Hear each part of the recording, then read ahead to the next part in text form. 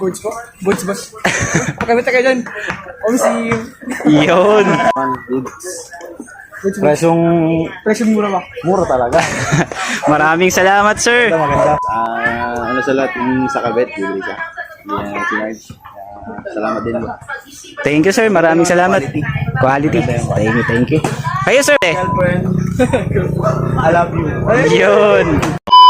Yo, what's up guys? Good day. So meron tayo ditong Honda ADV 160. 1 month pa lang.